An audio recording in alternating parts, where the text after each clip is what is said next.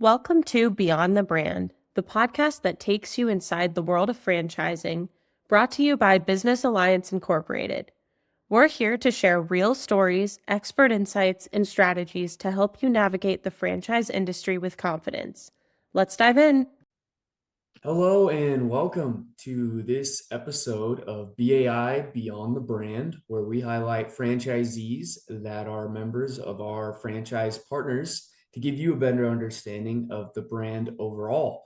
And today I am joined by FibreNew franchise Nick, who is in East Kansas City, and that is Missouri. But we were just talking about how he overlaps into Kansas as well. So we'll hear a little bit about Nick's story of how he found FibreNew and what his journey as a first-year franchisee has been like so far. His first year is officially coming up this July in 2025. Nick, first off, thanks so much for joining me today. I appreciate the time.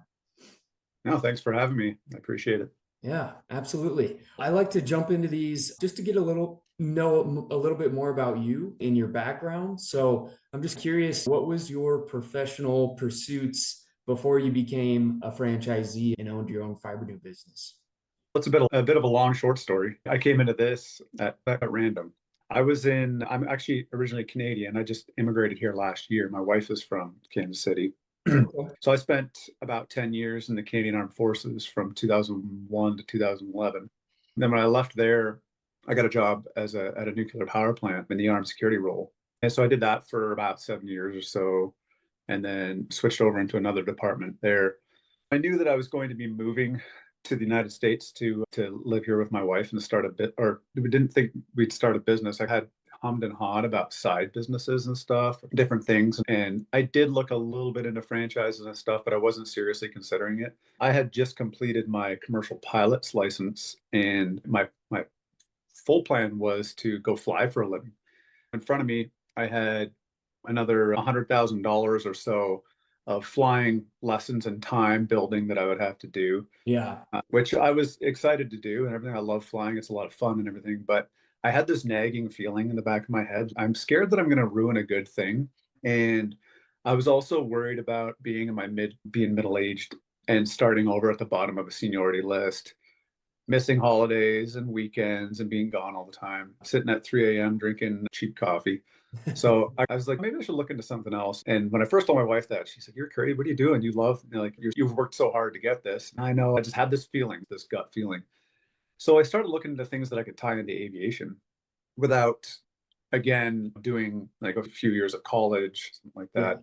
So I was looking at interiors, and FibreNew popped up. And first I saw it and brushed it aside. I was like, I don't know what that is, kind of thing. And then it popped up again a couple days later. And then I finally clicked on it and I saw the broad range of things, of markets that they're in. Yeah. And a light bulb went off. It was like, oh, my jaw dropped. This is something completely else, like that I hadn't even thought of. Yeah. Right. I started discussing it with my wife. I was like, look at this company. And she was like, and the first thing she said, because of the name and the spelling, she said, "Oh, is it Canadian?" And I was like, I don't know. I looked into a little bit more, and sure enough, it was. There is. So Yeah. we both chuckled at that. It was like, this is some kind of divine thing. And yeah, then from there, we were hesitant to call anybody because we thought that it would be a pushy kind of situation or something like that. Yeah. I had no idea. Had heard nothing but good things on the internet from FibreNew, but we're leery to take that step. And we finally did. And we did a Zoom meeting with Denver, and we talked to him for well over an hour about guitars and traveling and all kinds of things. And we got off the phone with him and was like, kind of looked at each other like, this, I think we should do this. I was really early on. We had a really good feeling. So then, I just started doing my research and calling people. And they said call 10 or so franchises. I probably called 20, 25. Plenty of that weren't on the list, just like in straight up. Yeah. Give me the red flags. And couldn't find any really that were worth mentioning. And I still haven't. So Yeah. Here we are. Yeah, and I feel like that's so rare. Even really good franchises and amazing franchise systems, there's some bad apples in there, and the chance you stumble on one and that validation was pretty high. So the fact that all those calls went well and you didn't really find anything that tripped you up, that speaks volumes about the validation that the FibreNew has for clients investigating. Oh, it does. Yeah. I went well off script too. I called people from coast to coast all over. And everybody was willing to talk for sure. Some weren't as enthusiastic about it as others. But everyone was super friendly and straightforward and told me. And again, I was tell me the bad. Let's hear it. Yeah. And someone would be like, well, this is more of a little bit of an annoying thing, but that's probably more a me thing because I don't like this, whatever. Again, so yeah, it was. And then from there, we made our first call in November and bought the franchise in February. So it was fast and furious. Yeah. And then I moved to the United States in April. Okay. And started training in June, and yeah, launched in July, and it's been drinking from a fire hose ever since. So you moved in April of 2024? Correct. Okay. Got it. Just over a year I've been here. Perfect. And take me to those early days. You buy this franchise and now you're in this role. What do you think were those skill sets from your previous experience in the military and the private sector that kind of helped you the most? What do you think translated over nicely? Probably the best thing about it is how adaptable that I am. Even before I was in the military, we moved around quite a bit when I was a kid. So going to new places, doing new things and meeting new people came second nature once I got into the military. And then that I thrived in that environment. Doing something different every day with different people and working together is my wheelhouse. It's what I love to do. Yeah. So this business is just perfect. It's geared for people like me. And then if you have so going back to the first days, you finish your training and you just go out to the world and start looking for work. And sure enough, you're doing it. The brand itself brings you a lot. And we've found a lot on our own as well. You have to do that. But going back to just the personality and stuff and kind of how I am and how it works well is that I have this want to do different things all the time, learn. And this is perfect for that. The networking skills, wanting to make new relationships, that's really helped you as well. Oh, absolutely. Yeah. Great. Yeah. And on the flip side of that coin, you alluded to it, but the support from FibreNew Corporate, what did you lean on the most, or what have you been leaning on the most in this first year? The biggest kind of learning curve for you?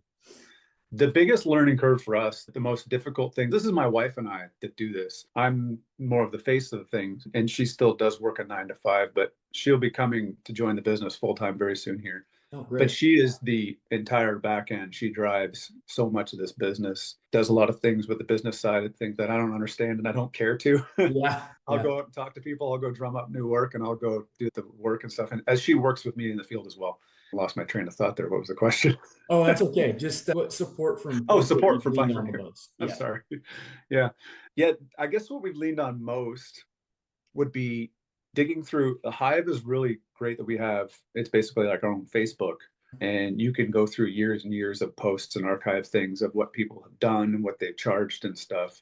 Because pricing is one of the hardest things. What we charge here in the Midwest for certain things is very different than what people charge on the West Coast or the East Coast. And my wife especially has spent a lot of time, Haley has spent a lot of time figuring out what we should be charging, how much our time is worth and stuff. And that'd be difficult, especially because we deal with so many different markets that are completely like, even from hospital to hospital, what you could be charging could be completely different depending on their funding structure and the medical group and stuff. So there's a lot to it and just the basic day-to-day things. When you're new, I'll be sending a picture, but I just did this the other day too, a year in, and I was struggling with this color on a car seat. And I sent a picture to our head trainer and I was like, help me out here. What do I got to do? And he said, add this and this. And I was like, I should, why didn't I do that? But that's the thing. And I also have a couple different mentors, one primary one back in Canada that I call pretty regularly and ask him just what he does day to day. How do you get into this market? Yeah. What do you do with these kind of repairs? Everything. He's been doing it for 30 years and happy to help. Another thing we do is back to Hive. Haley will find posts and stuff of people and see, okay, this guy's worked on this. This guy's been in aviation before. Maybe you should call him. So I'll just pick up the phone and call somebody across the country, another FibreNew. And next thing you know, you're talking to them for a good hour or so and hearing their experiences and stuff. So the network in FibreNew I've worked for a lot of places that claim that they're a family. Yeah. And they're not. This is the closest thing I've seen to it. Everybody wants to see everybody succeed. Yeah. And drive each other forward, especially head office. The way they do it, you could end up on an island by yourself, but I think that's harder work to do than successfully working with all the resources that you have. Yeah. It sounds like a really collaborative culture among franchisees where you guys can, and in the Hive, is that kind of like an intranet site where franchisees can all interact with each other? Yeah. Okay. So it's very similar to Facebook. you can post a status kind of thing with the pictures of what you've been doing or what you're struggling. Or, hey, has anybody done this before? And that's what the majority of it is. Hey, I've got this medical table. How does it come apart? And what do you do? And what do you charge? And there are plenty of people that will chime in with work. And then on top of that, we've got all of our training things are on there, things that you can reference that you maybe haven't done in a year and you forget. Yeah. It's right there. Price guides too, which are very helpful. Yeah. And I know this this business really just drives off of relationships and It does. B2B aspect more than anything. And what's your strategy for making those new kind of referral partnerships at, like you said, you like aviation. So what's the strategy to get in front of those people? And is there a level of training and support on how to make those referral partnerships from corporate and fellow franchisees too? We have some enthusiastic trainers that talk pretty in depth about how they've grown their business too. And that's the good thing about it is everybody in that staff they've all been through this, for some of them for many decades, right? Yeah. They've started it, they've had bad years and they've had great years, and they've expanded and they've bought other territories and stuff. They know. And the markets are different everywhere you go, but they're also very similar, right? So what may not work for you here, with a little tweaking will work over there, kind of thing. So the biggest thing with that is that you've got the support and people have been through what you've done. You still have to go out and do the work. Yeah. And my thing, but FibreNew pushes get out in front of people as best you can. It is the most successful way to do it. But it's hard. It is too. Sometimes you're spending hours handing out cards and talking to people, and it's just not going anywhere. But you got to plant a bunch of seeds, and then it starts going. With stuff like aviation, I've tried really hard to get into that market. I'm in it a little bit, but I want much more, which is funny because that's where I wanted to drive towards. But we're doing fine everywhere else. But it's such a small niche community that everybody knows each other in aviation. Even in the US, it's a lot of people do it, but it's a very small community, and you got to break into it. And we sure will, but it's just going to take more time. Yeah, absolutely. Yeah. One thing I've really always liked about FibreNew is your ability to really be the level of owner that you want. If you want to be the sole owner operator, hands-on, you can do that and grow at your own pace. There's not a lot of pressure put on you. And I've also seen videos of franchisees with 15 employees and big shops and everything. So where are you at right now? And what's your vision for the business, where you'd like to take it? Yeah, and that was a big draw for us. It was absolute freedom. Yeah. For one, a company that's still owned and managed by the same people that started it, or still have involvement in it. It's not owned by private equity. Yeah. They're not looking to squeeze anything out of you. The numbers are very reasonable for what you pay to get into it and what you pay to operate. And and two is you can scale it however you want. I talked to plenty of people that were like, I don't want to deal with employees. It's just me, or it's me and my wife, or me and my brother, or something like that. And we're fine with that. And that's where we're at right now. It's me full time. We had a part-time tech for a little while, but he was in the aviation industry and got scooped up. Okay. So he'll be working with us still a little bit here and there. We have 2 contract upholsterers that we work with very regularly now, one that we're giving plenty of work to. But the plan is, like I said, Haley's going to come into the business full time here pretty shortly. And we'll see where things will go with the 2 of us. But the plan is to either bring my kids into the business within the next few years or at some point in time, but at least to have at least a couple vehicles on the road. But that's going to be a play it by ear thing. It's not something we have to do. Yeah. We're in less than a year now. We've figured out that this is very doable. This is a very viable business, and we can make a good living and be happy, very fulfilled. Yeah. There's so much to be said about, hey, there's this thing coming up end of June. Are we going? Yeah, I'm not booking anything those days, and we just go. Yeah. And it is absolute freedom. So, yeah, I think we would like to, and also I think having a shop, a storefront would be really good with a little bit more space as well, like place to bring in vehicles, or a vehicle at least. Yeah. And then drive in the walk-in traffic. We're not there yet, but we are exploring it. That would be really good. Yeah. I think having a vision for it is a big piece of planning for that too. And it can't hurt to look at your bottom line and see your operating expenses pretty low, because it's just you and your wife in the business too. I think that's always been attractive. In the flat rate royalty has got to be Nice. Oh, Yeah. it's huge. Yeah. That was a game changer for it. It was like, okay, we can get into this for this much money. And then on top of it, we don't have to have a quarter to $500,000 of building or whatever of all Right. this. You do it with a van or a car, the car that you have. Yeah. You get started. And so it's in any business starting out the first year, you're going to be spending a bunch of money to get going. And that happens. But with this, it doesn't take too long till you've got pretty much everything you need. And then you're buying the odd small thing here and there, keep things going. And then it's just material expenses for jobs. So it's very friendly in that way for someone who wants to get into it without a big, huge, massive investment. Yeah. Yeah, absolutely. And wearing a lot of hats right now, and really the business goes as you goes. Can you just kind of walk me through a typical day in the life, what a open to close looks like for you? Yeah, that it's hard to say because It's so different. we Yeah. are all over the place. I'm a routine person where I get up and do the same thing every morning kind of thing. But work typically starts between 8 or 9 a.m., depending on the client. Sometimes earlier because we'll do things for medical clients or gyms and schools and stuff where we'll take some pieces over the weekend so they're not down and then get it done over the weekend and then bring it back super early before they open. And then from there, it just depends on what we're doing. I do quite a bit of work at home in our shop, like in our garage. And that would be medical stuff, medical chairs or exam tables and stuff, pulling staples for home furniture. I'll bring people's furniture, restore couches and stuff here. But also we do fully mobile too. So we'll do a full couch restoration in someone's house if they prefer that too. And so a typical day, there really isn't one. It's Yeah. very rare that you're in a project for more than days on end unless you're picking up multiple pieces from hospitals and stuff. Yeah. But yeah, there's very rarely any typical day. Well, it But sounds like that's what you like about it too. it It is keeps you on your it's toes. great for me. Yeah. Yeah, when we have projects, which is a downside to me, like we've done 3 boats this spring, which we try to, once you start get busier in the summer, we try to stay away from that because they're big projects and they can be very time consuming. It's more of a February kind of job. That's good. But we've been doing a bunch of them and I get antsy as the project goes along. I'm just trying to get it out of here and move on because I want to do the next thing, whereas we're going to do the job and do it well. But I really love the 1-2 day job or going into someone's home, repairing their sofa, redoing a sauvage on their sofa, changing out leather or something like that, or doing a repair, and then you leave. You get a little bit of money in your hand, they're super happy, and you drive away and you go to the next thing. Yeah.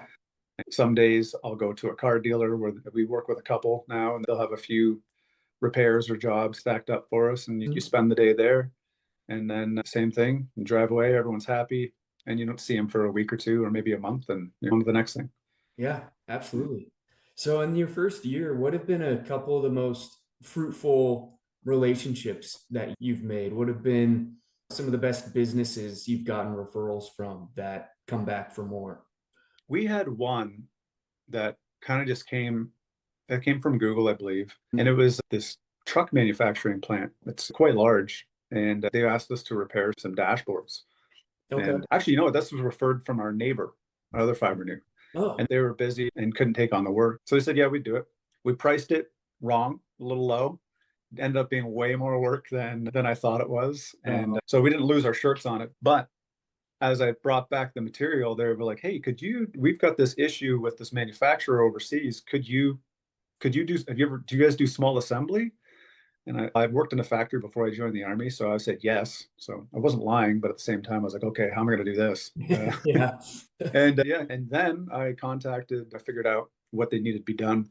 I contacted our chemist from FibreNew and I was like, hey, these guys are asking me to do this. What should I do? And he gave me a breakdown of all these different products I could use. And we ended up, I don't know if it was 40 or 60 dashboards we put together for them. Wow. Which turned into it went on for months. And through the slow months in February and March, when the weather's not that great, it was excellent for us. Yeah. It kept us really busy. And that was just, and that one too, when the request came in, we got there quickly and responded to it. And I met them face to face. And I think that's the most important thing. We've had quite a few jobs like that. I was down in my garage working, had planned to be there all day. I got called for preparatory academy and they're like, yeah, we're doing our whole gym. I was like, when can you come see me? I'm leaving for vacation tomorrow afternoon. I was like, all right, I'm coming right now. I dropped my tools. I went there. I gave them a quote by that evening. We got the job because we're the first one. And we did the face-to-face and made an impression. Yeah.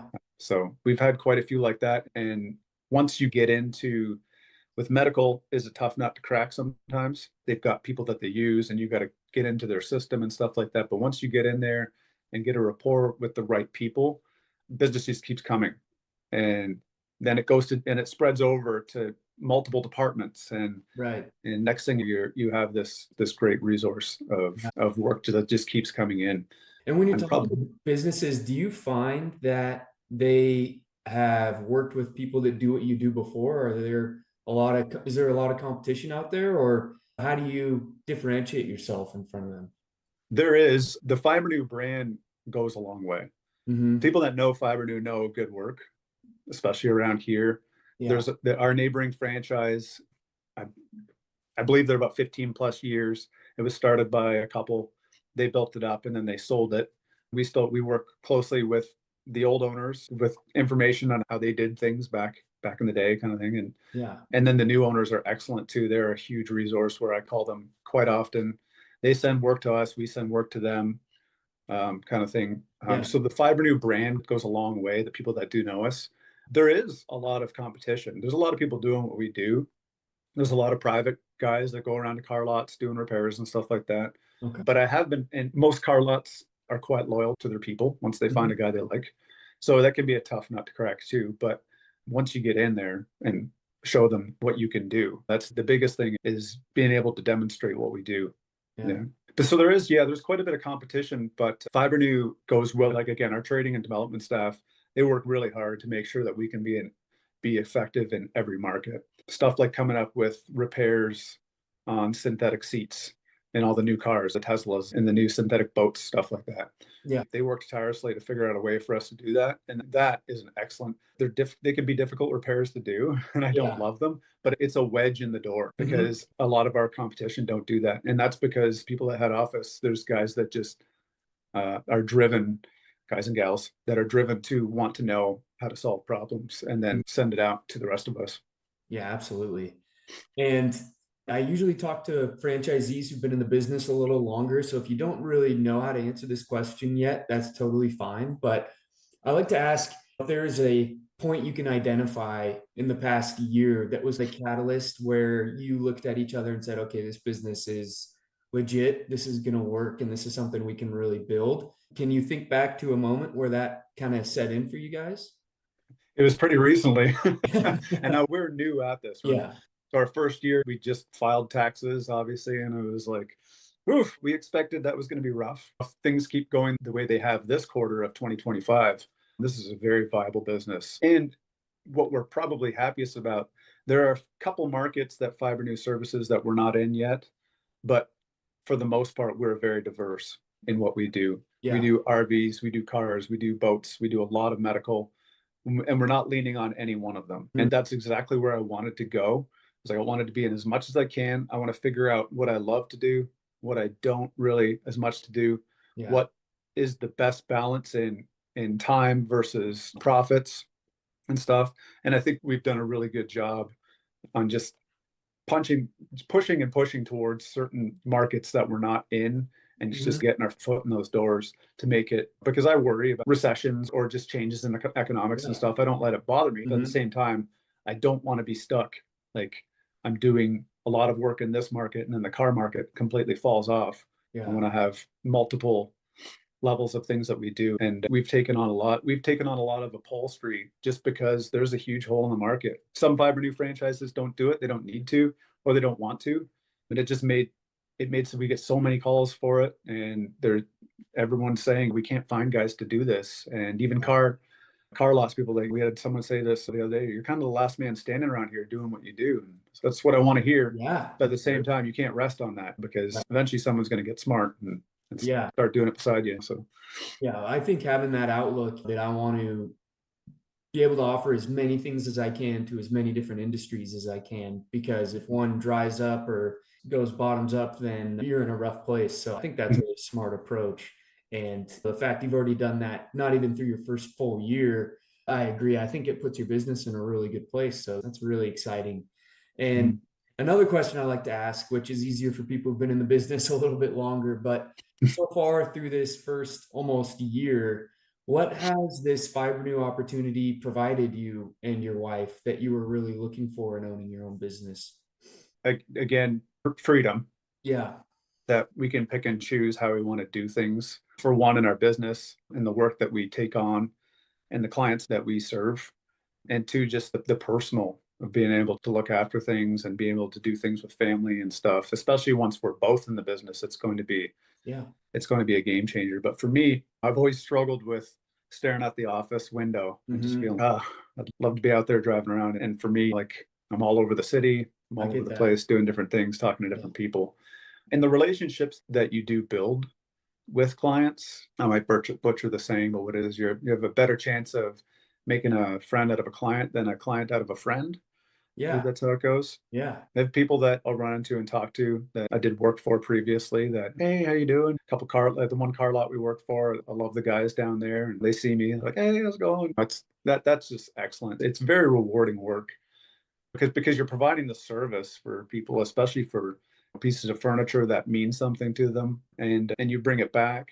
Or someone has this accidental. I had this young lady call me last week and she was almost in tears because crayon melted into her car seat, and I was able to show up there and clean it all out, re-dye it, and make it look real nice. And she was just ecstatic. So Yeah. it's very rewarding work. Yeah, absolutely. And I think that's an underrated aspect is, have you found it's a really like community oriented brand that kind of intertwines you as into the fiber of the community you're into? Not, no pun intended. Yeah. No, it does though, because people are just naturally community driven by being like we all people love to have a person that they use or a go-to people. They've got their handyman or they've got their car shop. I'm very loyal to my mechanic. And when someone asks me, I say, hey, that's my guy. And people like to do that with other things too. Real estate agents are a wealth of that because they're always looking for a person to solve problems. And when those problems arise, it's usually at the worst possible scenario, along with roofing companies and moving companies and stuff. When something goes wrong, it goes wrong and they need it done yesterday kind of thing. So then it ties into this big network of people and different businesses that serve each other. That's something I need to work on more is the networking. I do push and try to sell the business constantly. Yeah. I'm always talking about it. And that's what another thing with FibreNew. It's so easy to, oh, we do this and we do that. And a lot of times people are like, who does that? Like, I do. We do like that. We do all these things. And then anything that we don't do, finding good partners that do it and do it well, that will reciprocally refer your name. Yeah. I've got a couple guys that do headliners. We don't touch that stuff, but I get asked all the time. I send them to these guys and they send work my way. So That's great. Power partners. You scratch my back, I scratch yours. That's absolutely. Yeah. cool. And just cold calling people too, like calling construction companies like, hey, you Mhm. may not have any work for us, but we've heard you guys do good things kind of thing. We're happy to refer you. If you come into any work that you may need for us, give us a call, try us out kind of thing. Yeah. What if you had to guess, what's the percentage breakdown in the jobs you perform in the B2B versus B2C? It's, and that's another thing that like it has really fluctuated. Uh-huh. Last fall, and again, we haven't been at that long. Last fall, it seemed like it was B2C almost 80-90%. And I was really pushing to get more commercial clients and stuff like that. Now it's probably 60-40. Okay.